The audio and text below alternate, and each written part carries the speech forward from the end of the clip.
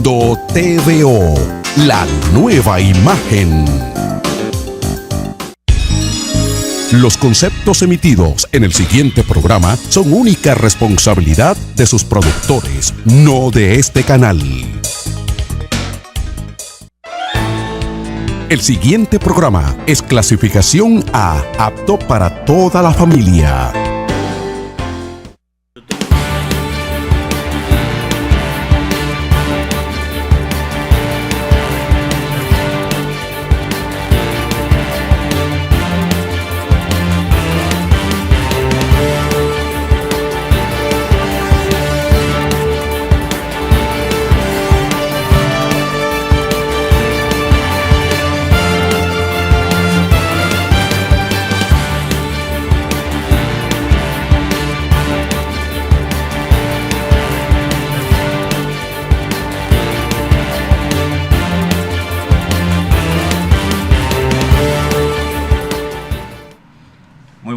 A todas las personas que nos están viendo a través de TVO, Canal 49, de Altice y de Claro. Hoy una emisión más de este programa Entrevista Legal, donde tratamos temas de interés jurídico, contando hoy con la presencia de un abogado egresado de la Universidad Central del Este, UCE, en el año 1993, y que ha hecho, en términos formales, especialidad en Derecho Civil y Procesal Civil, pero que en la práctica ha sido más que nada un procesalista de varias materias. Y en interés de conversar con él temas que a veces conversamos de manera informal, los hemos traído hoy aquí para que conversemos de temas de actualidad y que de seguro serán de mucho interés para todos ustedes. Bienvenido a esta entrevista legal, doctor Francisco Antonio Esteves, alias Roque Esteves. Un grato placer, hermano. Buenos días, pueblo de La Romana. Para mí es un honor estar en este prestigioso programa, conducido por mi hermano y mi amigo, el doctor Genaro Silvestre, un ex magistrado que dio cátedra y sentó la base para que muchísimos profesionales del derecho pudieran aprender de su vasto conocimiento. Para mí, reitero de que es un gran honor, porque yo vengo a aprender el doctor Genaro, que es el gran maestro del derecho procesal civil, conjuntamente con otros abogados. Simple y llanamente, soy un humilde discípulo que quizá pueda aportar mínimas cosas, pero el conocimiento de esta entrevista lo va a dirigir nuestro hermano, amigo y colega Genaro Silvestre, que es el que tiene realmente conocimiento. Bueno, gracias por esas palabras. Doctor, ayer la procuradora ha presentado acusación contra alrededor del 45% de los originalmente imputados, encartados, acusados. Ahora esta terminología que se usa nuevas en el código, pues como que no acaban de ponerse de acuerdo los especialistas en el término que van a emplear, pero habían 14 personas involucradas y terminaron presentando acusación solamente contra alrededor del 45% de ellas, excluyendo a la mayor parte y incluyendo un nuevo acusado que no había sido involucrado originalmente, pero que ahora aparece como imputado, que es el ex senador Chu Vázquez. ¿Cómo le parece a usted, con su experiencia práctica, esta primera parte de este caso de Odebrecht, ya a nivel de presentación de acusación? Mira, para mí, en principio, yo lo veo desde el punto de vista jurídico y desde el punto de vista político como algo mediático. No lo veo como una acusación seria y como una lucha real en contra de la corrupción que se persigue en la República Dominicana. Dado el caso de que realmente aquí se ha hablado de que hubo un soborno de 92 millones de dólares desde un principio y que todo fue manejado por Ángel Rondón, pero en la medida de que va pasando el tiempo, el procurador ha ido solamente investigando una parte selectiva de ese complejo proceso que no es tan fácil de determinar, porque la investigación no es tan sencilla en un caso tan complejo como el de Odebrecht, que en otros países ha tenido implicaciones que ha derrumbado presidente de la República, como fue el caso de Perú con el presidente PPK, y en otros casos han tenido, como el caso del vicepresidente de Lenín Moreno en Ecuador, que tuvo que renunciar. En Colombia hubo sometimiento serio de ex senadores y ex ministros, y en Brasil también, prácticamente con el caso de la productora de petróleo Petrobras, también se llevó de mano a la expresidenta Dilma Rousseff, y tiene involucrado, tiene condenado a Lula, al expresidente. Tiene involucrado y condenado a 12 años de prisión al expresidente más carismático de la región, a Lula da Silva. En la República Dominicana, con el caso de Odebrecht, que fue excluido, donde el procurador anoche dijo que no había ninguna implicación ni que no había nada pecaminoso en las transacciones que dio lugar a la obtención de ese contrato. Usted se refiere al de Punta Catalina, que es la obra, que ahí está todo limpio, sí, que es la obra más grande que tiene Odebrecht en la República Dominicana. Aparte de que ya se le acabaron los cuartos y están pidiendo 700,000 más, sí, 700 millones. Ellos comenzaron con 1.300 millones de pesos para la construcción de esas dos plantas. Luego entonces con un adendo subió a 1.700. Y ahora está con la última información de que lleva un gasto de 1.900 millones de dólares y todavía no está terminada, porque en septiembre... La posibilidad de que se vayan a un arbitraje internacional. En septiembre, no, ellos están en un arbitraje internacional con relación al pago. Y en septiembre que se piensa entrar en la primera fase de producción de energía de esa planta de Punta Catalina, con un gasto que ya va en 1.900 millones de dólares. No vamos a decir de que hay implicado porque el expediente es complejo y uno no lo tiene a la mano. Pero hay un asunto que uno se llama, por la lógica y los silogismos de probabilidades. Si en principio la maniobra que usaba Odebrecht para obtener una obra determinada, que era a través del soborno y el lobismo, es lógico, por silogismo de probabilidad, de que también probablemente la del final también se usaron. Sobre todo la más grande. Sí, se usaron los mismos mecanismos. Sí. No estamos condenando a nadie ni nada. Ahora, el procurador se lavó la mano y dijo que simplemente está esperando la parte de la sobrevaluación producto de una investigación de la Cámara de Cuentas, que es lo que falta. Pero todo el proceso de Punta Catalina, según el procurador, fue completamente lícito. No hubo nada anormal, no hubo soborno, no hubo lobismo, no hubo absolutamente nada, y solamente está pendiente, reiterando, la parte de la sobrevaluación. En pocas palabras, y la parte de la sobrevaluación es difícil de determinar en cualquier obra, por pequeña o grande que sea. ¿Sabe por qué? Por una razón sencilla. Los precios del mercado de los materiales de cualquier obra pueden alterarse en cualquier momento por la alteración del índice de precio al consumidor, del la variación del costo de la moneda. Solamente el costo del combustible dispara los precios de los materiales. Sí. La variación del costo de la moneda también dispara los materiales. Entonces, una obra que está presupuestada en un precio determinado puede ser de que a la larga suba a nunca. En todo contrato de construcción se contempla la posibilidad de un ajuste, de una variación en el presupuesto original, sobre todo cuando no se realiza dentro del plazo establecido en el contrato. Y esa variación no constituye un ilícito penal que dé lugar al sometimiento del constructor, ni tampoco del vendedor de los materiales, porque es asunto de mercado. El mercado determina el precio. Por eso se llama presupuesto. No es que va a ser el costo final. Se presupuesta de que aparentemente va a terminar con ese precio una obra, pero en el camino surgen imprevistos como los que hablamos. El problema es que la ley solo le permite, la ley de contratación pública, solo le permite una variación de un 25%. O sea, la ley lo contempla la posibilidad de esa variación en los precios.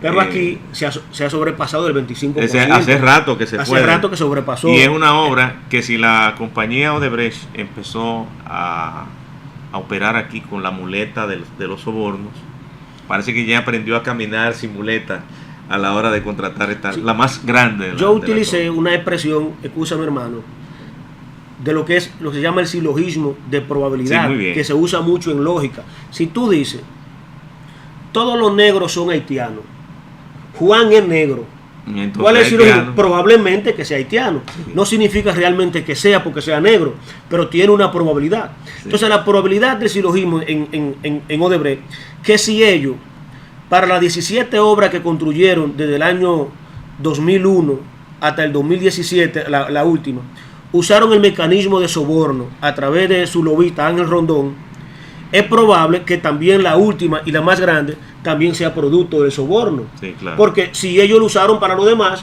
para la última es una probabilidad. No significa de que realmente el procurador, que es el que ha manejado el expediente, ha dicho de que todo fue completamente transparente. Ahora usted me legal, dijo fuera de cámara. Pero la ciudadanía, el ciudadano común, sabe y tiene la expectativa, a pesar de que en asuntos científicos y de derecho uno no se puede llevar de lo que diga el pueblo, sino de lo que diga la verdad, lo que arroje la prueba, porque muchas veces se hace expectativa falsa y entonces uno está queriendo acusar. Ahora bien, lo que dice el pueblo es que ahí hubo sobrevaluación y que ahí se usaron los mismos mecanismos para obtener esa obra. ¿Por qué se dice el pueblo? Porque hubieron otras compañías que ofertaron la misma cantidad de megavatios y a un menor costo. Los que participaron en las licitaciones, y entonces el concurso lo ganó Odebrecht en contra de otra compañía china, que hicieron una mejor oferta. Hicieron mejor oferta y menor costo y mayor calidad. Me decía usted del abogado, fuera de cámara, que permanece como imputado, que usted entendía que no hay suficientes razones para dejarlo como imputado, porque si él lo que hacía era que constituía las compañías, no hay elementos suficientes para sostener una acusación. Ese es el caso de Conrado Pitaluga, del doctor Conrado Pitaluga, que era el notario y quien hizo alguna de las compañías de Víctor Díaz Rúa. Sí. En el caso de los abogados que participan, todo depende si ellos se involucran directamente en la asociación de malhechores o el componente ilícito para obtener beneficios. Uh-huh. Ahora bien, el simple hecho de que un abogado haga una compañía o haga un acto transaccional de venta o haga un contrato de sociedad en participación o haga el contrato de la construcción de obra civil, en eso nada involucra al abogado, porque el abogado lo que está es dando un servicio como profesional. Ahora sí, con la nueva ley de lavados, pero al momento en que esas cosas se hicieron, no existía esa ley. El abogado, si hace el contrato, yo te busco como abogado para que yo, como dueño de la obra, me haga un contrato con el ingeniero X o con la compañía de ingeniero X, un contrato de obra civil, como se denomina eso, y le hago el contrato, la convención de la parte, a lo que acordaron, tanto metro, tanto esto, lo que se va a construir, y yo cobro por ese servicio. Eso no me involucra en un ilícito penal de lo que puede ser la corrupción o sobrevaluación de una obra determinada, porque en ese caso el profesional de derecho lo que está dando es un servicio profesional para la materialización, la realización del contrato simplemente, no de los beneficios que va a producir esa obra como tal.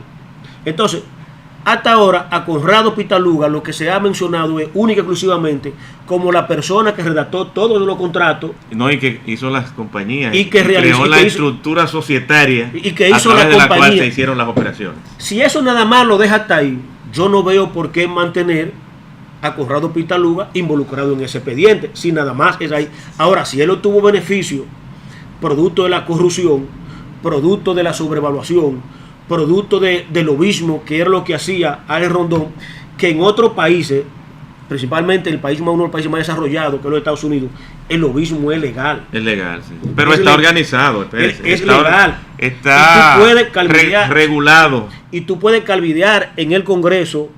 Y está prohibida el tráfico de influencia, está prohibido. Pero tú puedes gestionar en el Congreso determinada obra para X compañía. Sí. Eso está permitido y eso no es ilegal. El mismo Ángel Rondón, esa era lo que hacía. Ahora, ¿en qué es lo que involucran a Ángel Rondón? De que Ángel Rondón compraba la voluntad. Sí. No convencía, sino que compraba. No convencía, compraba la voluntad de los legisladores y pagaba a los legisladores que han estado involucrados con la sobrevaluación, con el precio de la sobrevaluación, no con el dinero, porque eso yo le explicaba el día pasado a un amigo, le decía, normalmente un ingeniero cobra del costo de una obra el 10%. Una obra que cuesta 100,000 pesos, el ingeniero se gana 10,000 pesos del costo de esa obra. De ese 10%, el ingeniero puede destinarlo y hacer con ese dinero lo que le dé su voluntad. Si él quiere regalarle un 1% o un 2% a X personas, eso no constituye un ilícito penal.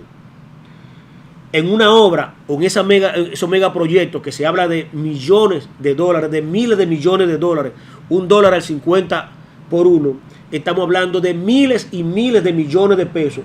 Un 10% constituye miles y miles de millones de pesos que se gana un ingeniero. Si él decide darle 500, 300 millones de pesos a una persona, eso no constituye tampoco un ilícito penal. Pero aquí no va a salir nadie culpable según ese criterio suyo. No, yo estoy diciendo cosas que son reales. Usted manda a hacer su casa. Su casa tiene un costo de 5 millones de pesos. Ajá. El ingeniero se gana el 10%, del 10 al 15% de esa obra. Y de ese 5%, sí, pero ya 10%. Eso es la obra contratada. La obra contratada. No para que me la contrate. No, yo estoy diciendo, de esa obra. La participación de Rondón era para contratar la obra. Sí, no, él se iba un poquito más lejos. Ajá. De esa obra que yo me estoy ganando como ingeniero el 10%, yo puedo regalar el 1%, el 2% a quien a mí me dé mi voluntad. Bien. Porque yo tengo el derecho de disponer. Ya usted contrató. Sí, ahora bien. Pero es antes de contratar. ¿Qué es lo que sucede? Lo de él. Estamos hablando de una obra que usted manda a hacer su casa de 5 millones de pesos. ¿Qué es lo que sucede? Que el precio real de esta obra es de 1,000 millones de pesos. Ajá.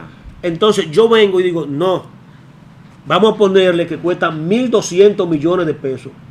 Y de esos 200 millones de pesos adicional al costo real de la obra, entonces yo te voy a dar dinero de esa sobrevaluación. ¿Me está entendiendo? Entonces eso sí constituye un ilícito penal, porque es corrupción, es soborno, porque yo no te estoy dando el dinero producto de mis honorarios. Uh-huh. En el caso de los abogados, conforme a la ley 302, nosotros podemos pactar hasta por un 30% un contrato de cuota libre, hasta un 30% dice la ley. Y si yo me gano... Pero no está prohibido más. No, si yo me gano 300,000 pesos de honorario, ajá, y yo esos 300,000 pesos digo, yo le voy a dar al chofer, o le voy a donar a una camarera, o le voy a donar a alguien, al asilo de ancianos o a quien sea, de ese 30%, los 300,000, 100,000 pesos o 50,000 pesos, nadie puede a mí encatarme, ni condenarme, ni decirme que yo estoy dando lo que no es mío. ¿Y eso es lo que hacía Rondón? No, estamos hablando de lo de Ángel Rondón.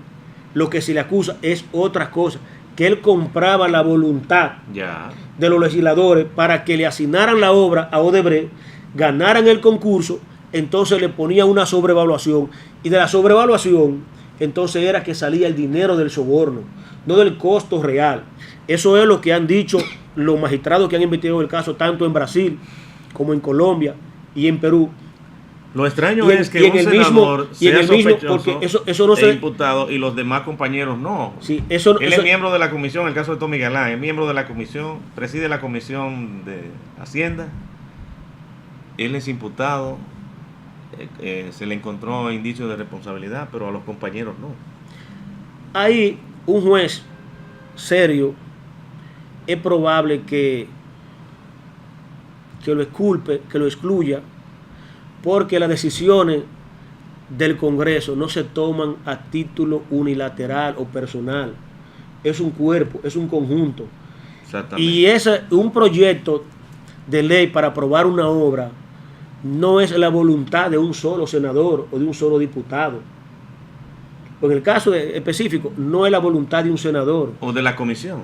Digamos que pudiera ser que la comisión lo aprobó, pero no, que el preside la comisión sea responsable y los demás miembros no. Yo estoy diciendo que la comisión, en el caso de una comisión designada por el presidente del Senado, no significa de que el Congreso como tal o el Senado como tal apruebe lo que diga la comisión.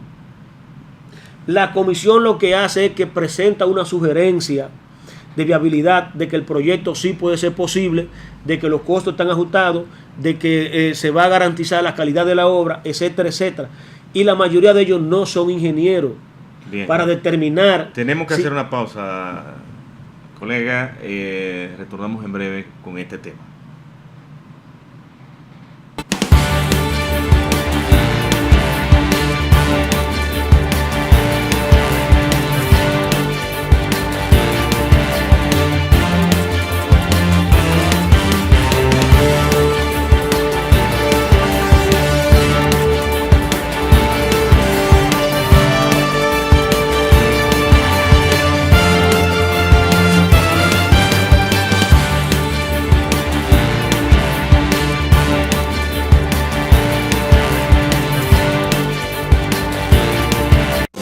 Estás viendo TVO, la nueva imagen.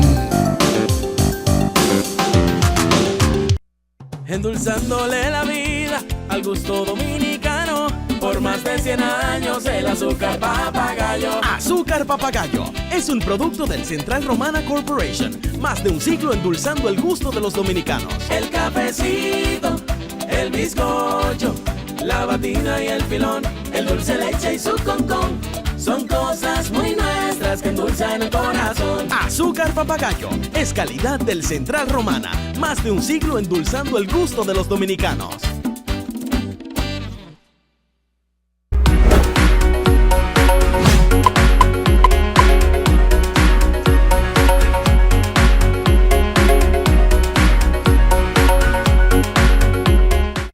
Todos conectados en Descargo mi video, consulto mis servicios semiclaro y no me muevo. Yo puedo, yo sé que puedo. Compro el equipo que yo necesito. En cómodas cuotas me lo llevo facilito. Grabo lo que quiero y lo veo luego. Recibo soporte en cualquier momento. Yo puedo, yo puedo. Veo películas y series en cualquier lugar. Y con Multiplan mis servicios puedo combinar. Yo puedo, yo sé que puedo. Porque con Claro, yo puedo.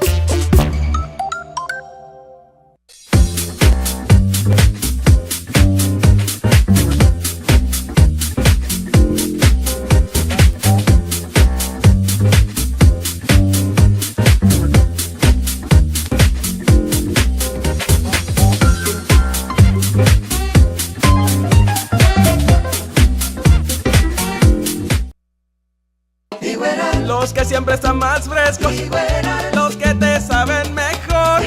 100% carne de cerdo y res, pa' tu familia todo el sabor. Jamoneta, salami, salchicha y salchichón, jamoncito 100% de carne pa'l fiestón. Calidad y confianza, con lo mejor de aquí, los mejores embutidos para ti. Embutidos Higueral, fabricados por Agrocarne con 100% carne de cerdo y de res, criados por el Central Romana. Estás viendo TVO, la nueva imagen.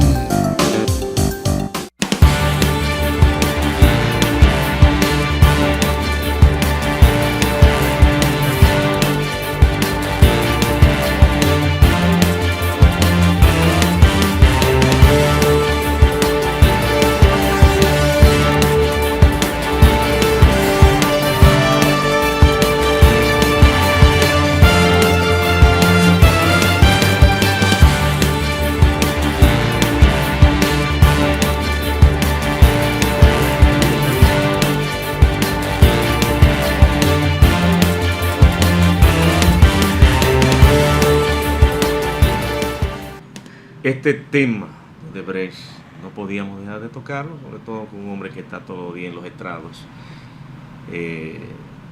evaluando casos como este y otros más, porque en este caso de Odebrecht tiene un alto componente civil originalmente. Todas las operaciones que se hicieron son de carácter civil y pasan a ser penal en el aspecto en que involucran los sobornos y el enriquecimiento ilícito y las demás cuestiones accesorias.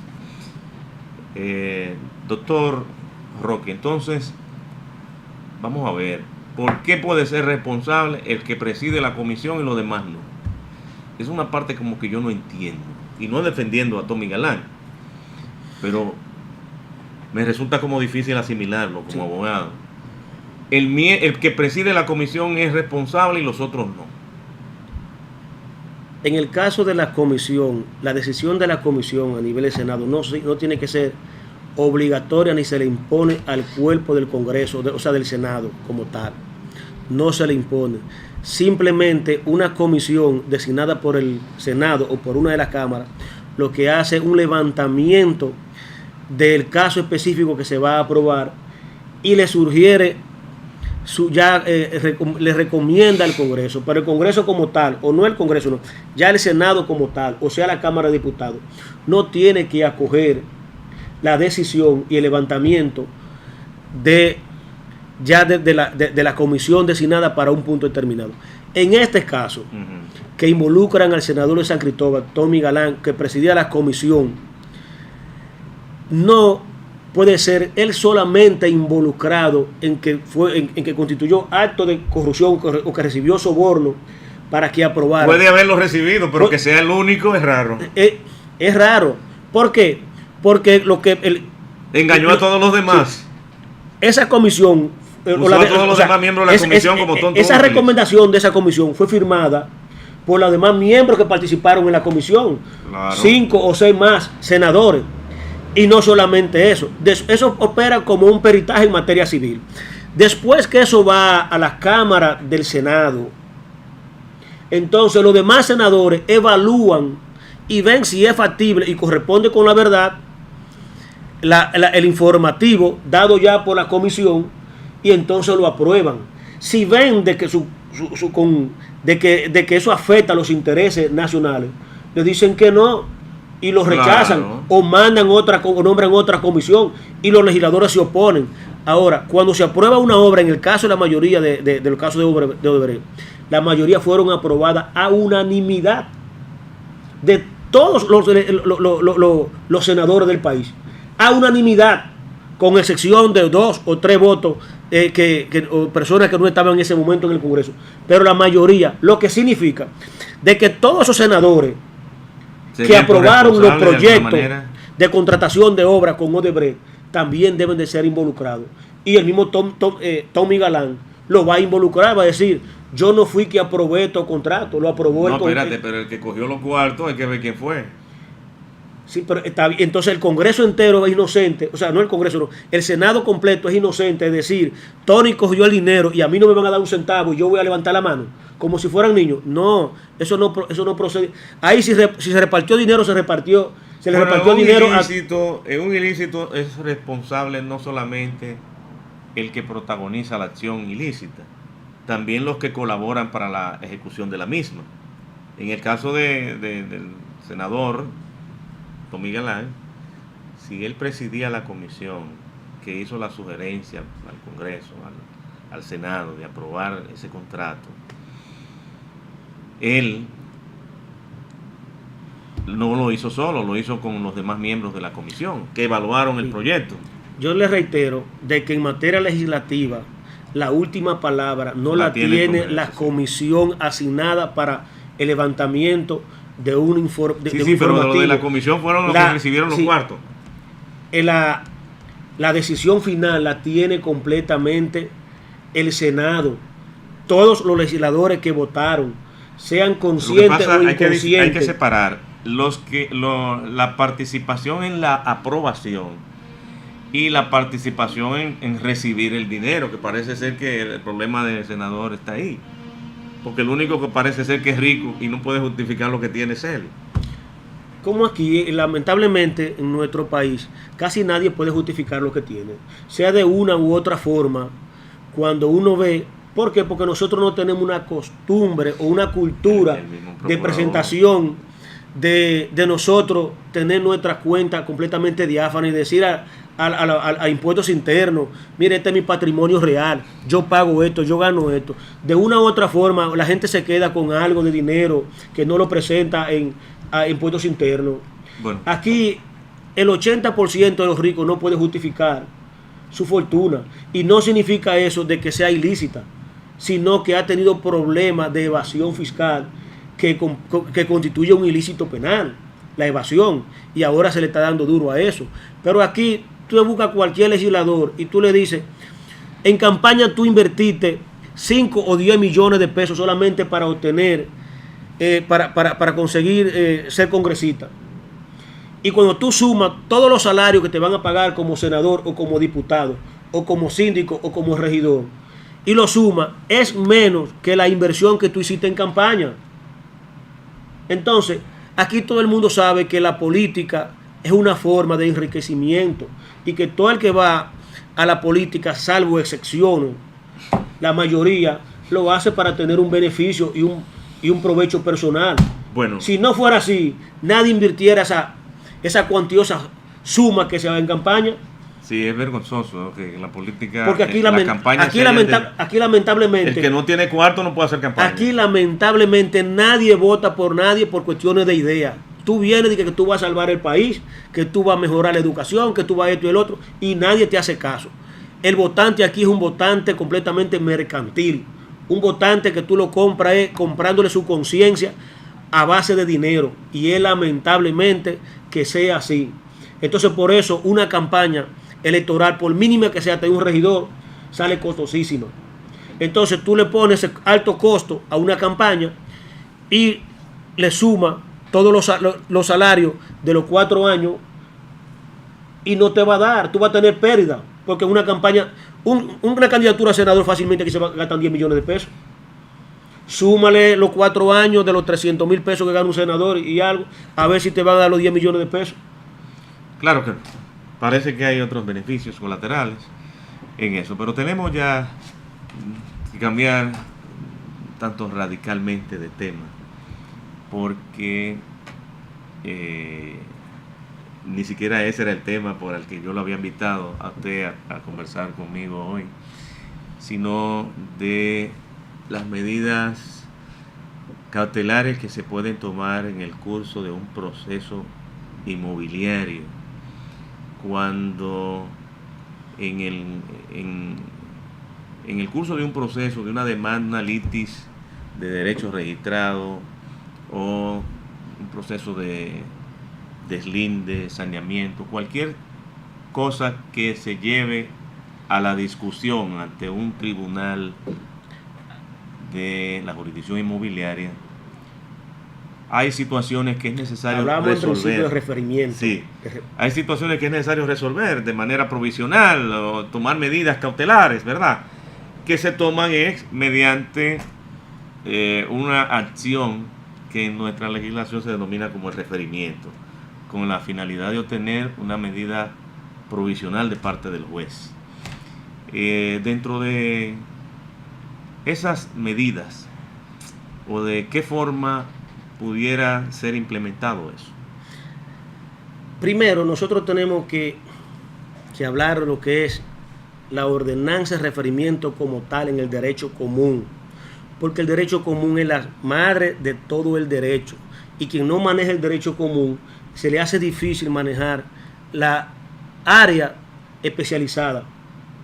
Entonces, cuando uno dice el referimiento como tal, como una medida que está involucrada con la urgencia del caso en sí, no la urgencia con la diligencia que hace la persona para obtener con rapidez un resultado determinado, sino la urgencia. Entonces uno tiene que basarse de lo que, por lo menos ya en lo que fue la ley 834, que entró en vigencia en el 15 de junio del año 1978, donde la República Dominicana dejó atrás lo que eran los artículos 806 al 811 que regían el referimiento en el derecho común, y ya completamente se ordenaron porque se le dieron poderes ya al presidente del tribunal de primera instancia, y también se le atribuyeron poderes al presidente de la Corte de Apelación, que no existía como tal antes de la entrada de vigencia de la ley 834. No sé si ¿No existía el presidente de la Corte? No. Los poderes, estamos hablando de los poderes. Ajá. Los poderes no existían determinadamente antes de la ley 834, sino todo el referimiento, todo el andamiaje estaba concentrado en el artículo 806 al 811 del Código de Procedimiento Civil. Sí, que ya la ley en el verano de 1978 sí, la ley 834 se entonces incorporaron los más recientes avances de la legislación francesa. Viene a crear ya lo que es el procedimiento de referimiento como tal organizado. Entonces determina los poderes, tanto el juez de primera instancia como los poderes de la Corte. Actuando en esa materia. Sí. Y atribuida a todas las demás materias, porque no existía referimiento en ninguna otra materia. No. Y así lo contempla, si usted lee el artículo 111 de la 834, aplicable a todas las demás materias. No así, donde no exista procedimiento particular. Así, no había referimiento en materia laboral. No había referimiento en materia inmobiliaria. Que ahora lo no había referimiento 466 del Código no había de Trabajo. Referimiento en la jurisdicción inmobiliaria. Ante el artículo 7 de la ley, de la ley 1542, sí hablaba solamente de forma de referimiento, pero no había un referimiento instituido. Entonces, si nosotros decimos sencillamente artículo 101, ley 834, la ordenanza de referimiento es una decisión provisional rendida a solicitud de la parte, la otra presente o citada, en los casos que un juez que no está apoderado de lo principal puede ordenar la medida necesaria.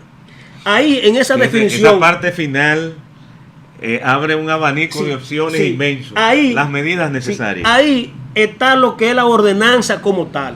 Pero en ese componente de la ordenanza, cuando uno dice... La ordenanza de referimiento es una decisión provisional. Sí. Cuando yo digo que es provisional, ¿qué característica le estoy dando? Que no toca el fondo, que es meramente provisional. Y que además no adquiere la autoridad de la cosa. Pero todo eso está concentrado en esa definición de la ordenanza. Del artículo 101. 101. Decimos, la ordenanza de referimiento es una decisión provisional. Entonces ya significa de que no tiene la autoridad de cosa juzgada. En cuanto al fondo, entonces, con un juez que no está apoderado de lo principal, entonces no está apoderado del fondo. Entonces ya estamos hablando de la unicidad que puede tomar y ordenar la medida que sean necesarias.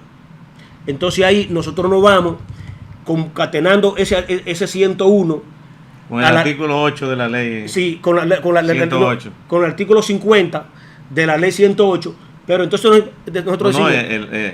es supletorio. Sí, es supletorio. Del artículo 8. Entonces nosotros decimos, como se trata de un juez único y su carácter provisional, entonces nosotros nos vamos al artículo 104, que dice, la ordenanza de referimiento no tiene en cuanto a lo principal la autoridad de cosa juzgada. Ahí usted, como es magistrado y como abogado completamente conocedor, ese artículo 104 de la 834 era innecesario. ¿Sabe por qué? Sí, porque si la definición ya está dada en el 101. Estaba, y decía, la ordenanza de referimiento no tiene en cuanto a lo principal autoridad de cosa juzgada. El párrafo segundo dice, no puede ser variada a menos, o sea, que se presenten nuevas circunstancias. ¿Qué dice eso? De que porque el juez de los referimientos no conoce el fondo, y si no conoce el fondo, entonces no tiene la ordenanza de referimiento. No conoce lo principal. No conoce lo principal. Ese artículo estaba completamente de más. Ahora, por alguna razón el legislador francés y también el nuestro lo consideraron necesario.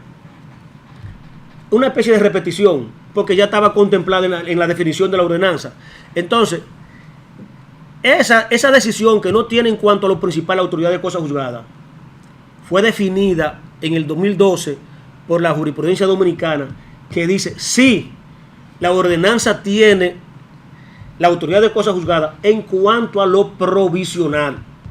Ahí vuelve de nuevo y choca entonces con el artículo 104, con el párrafo que decía de que no puede ser modificada a menos que no se presenten nuevas circunstancias.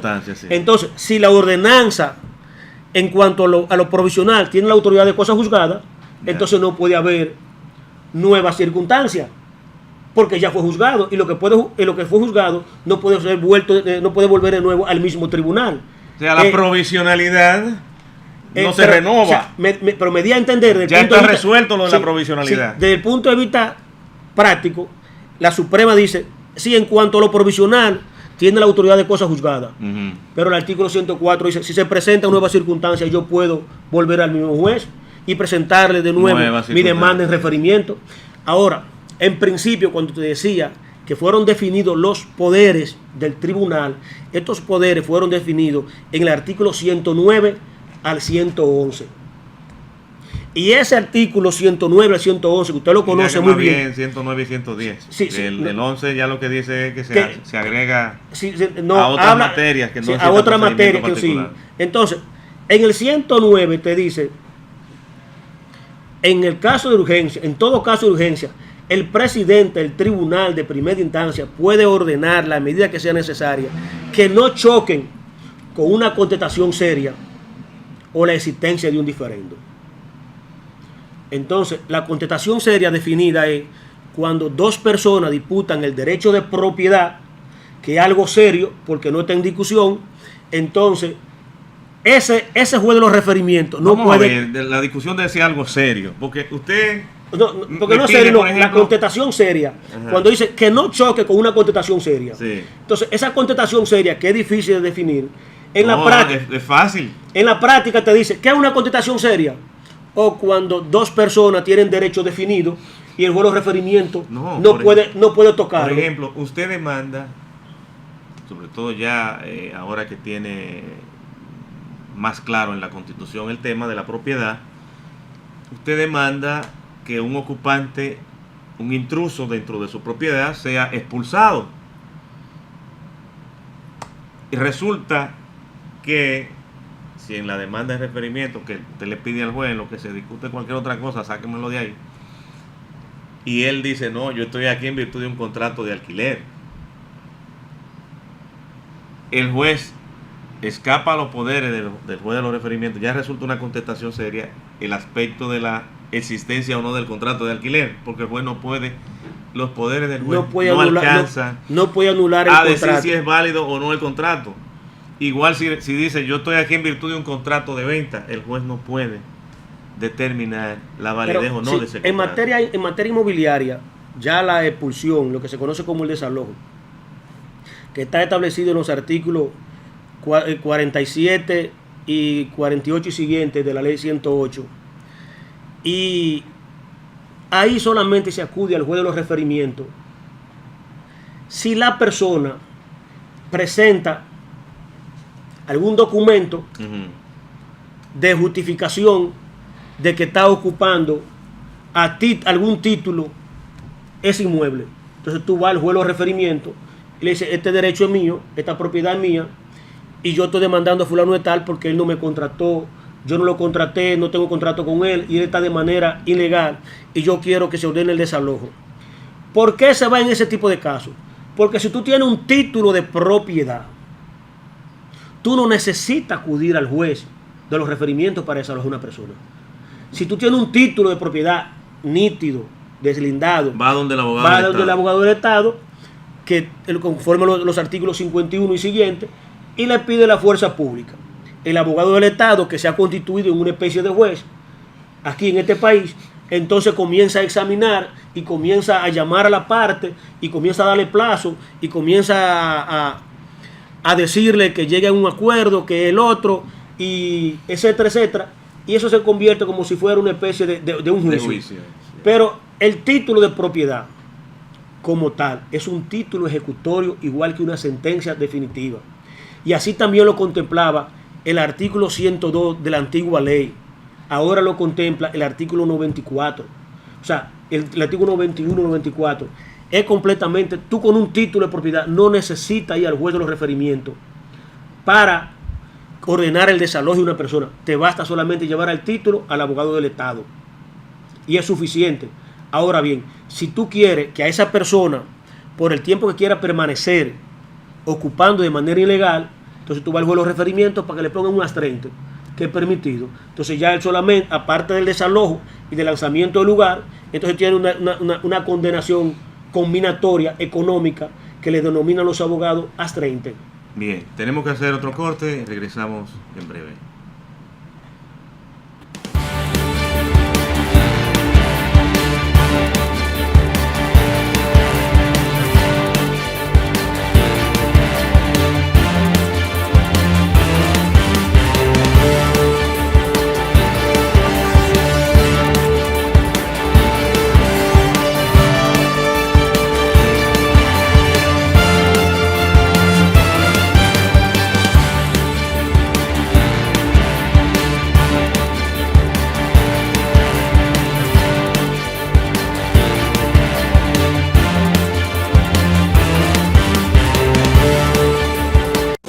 Estás viendo TVO, la nueva imagen. Endulzándole la vida al gusto dominicano. Por más de 100 años el azúcar papagayo. Azúcar Papagayo es un producto del Central Romana Corporation. Más de un siglo endulzando el gusto de los dominicanos. El cafecito, el bizcocho, la batida y el filón, el dulce leche y su concón, son cosas muy nuestras que endulzan el corazón. Azúcar Papagayo es calidad del Central Romana. Más de un siglo endulzando el gusto de los dominicanos.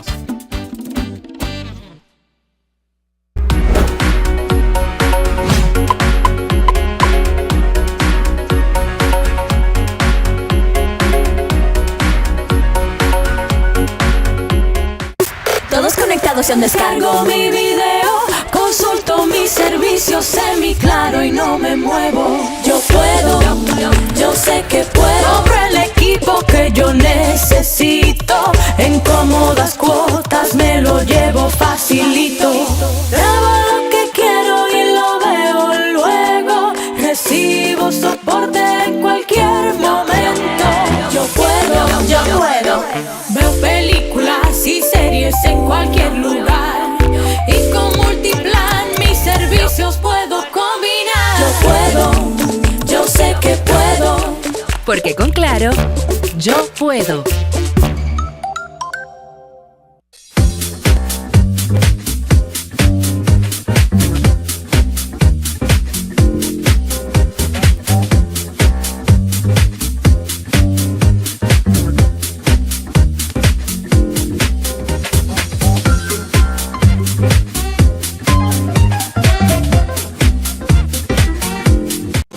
Estás viendo TVO, la nueva imagen.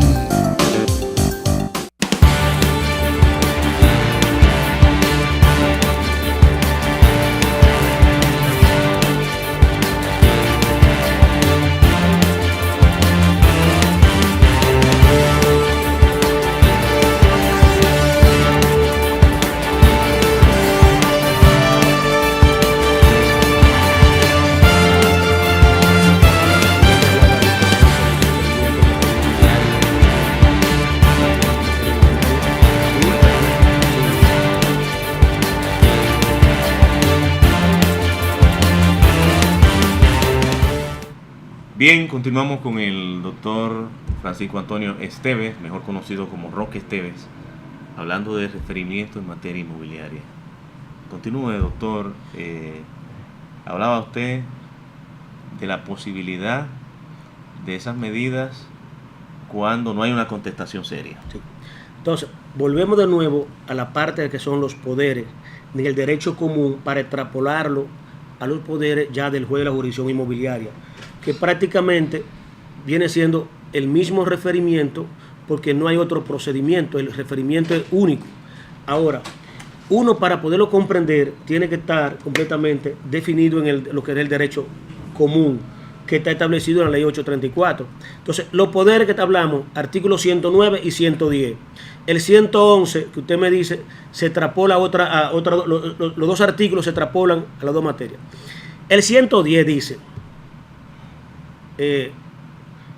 lo voy a leer ya mentalmente. Sí. Dice, el presidente del tribunal de primera instancia puede siempre prescribir en referimiento todas las medidas conservatorias que sean necesarias para prevenir un daño inminente o hacer cesar una turbación manifiestamente ilícita. Ajá. Esa turbación manifiestamente ilícita que está ahí se da mucho en la materia inmobiliaria. Vamos a ver con los casos de los invasores. Que una turbación manifiestamente ilícita cuando una persona no tiene el consentimiento del legítimo propietario y se mete a tu propiedad, está violando completamente el derecho de propiedad consagrado y protegido en el artículo 51 de la Constitución y el disfrute de ese derecho establecido en el artículo 544. Porque hay una situación, doctor, en el artículo hay mucha gente que no se imagina que hay quien tiene un terreno y se va fuera del país, deja ese terreno ahí y viene alguien y siembra yuca o siembra algún tipo de frutos y llega el propietario en el momento en que el que sembró eso lo quiere cosechar, pero conforme a la ley, por el derecho de accesión, el dueño del terreno es el dueño de los frutos. Claro. Entonces se forma una discusión. Y el dueño y esas son de las situaciones que tiene que resolver. Lo que sucede es que eso hay que llevarlo lentamente en nuestra sociedad, porque aquí no hay una cultura todavía del respeto al derecho de propiedad como tal, como lo existe en los países desarrollados y capitalistas. Aquí tenemos un derecho de propiedad reconocido en la Constitución, pero en lo social queremos ver un derecho de propiedad socialista, de que todo es de todo y que la propiedad privada es de aquel que la necesita. La tierra es para el campesino que no tiene para sembrarla. El Estado es de todo.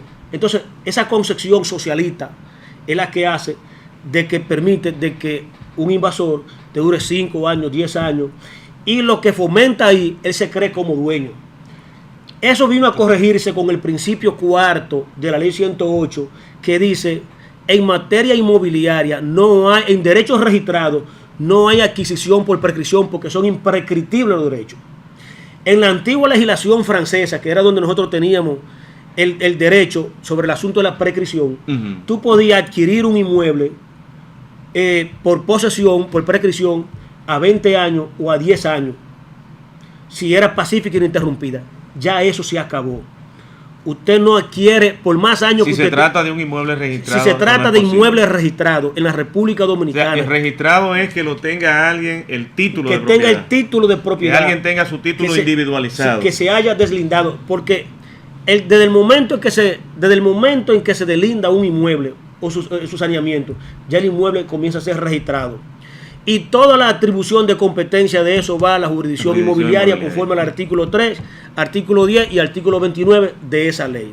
Ahora, el hecho que tú dure 20 años, 15 años o 30 años en un inmueble que tenga su propietario, usted nunca va a adquirir la propiedad a menos que no le compre al legítimo propietario.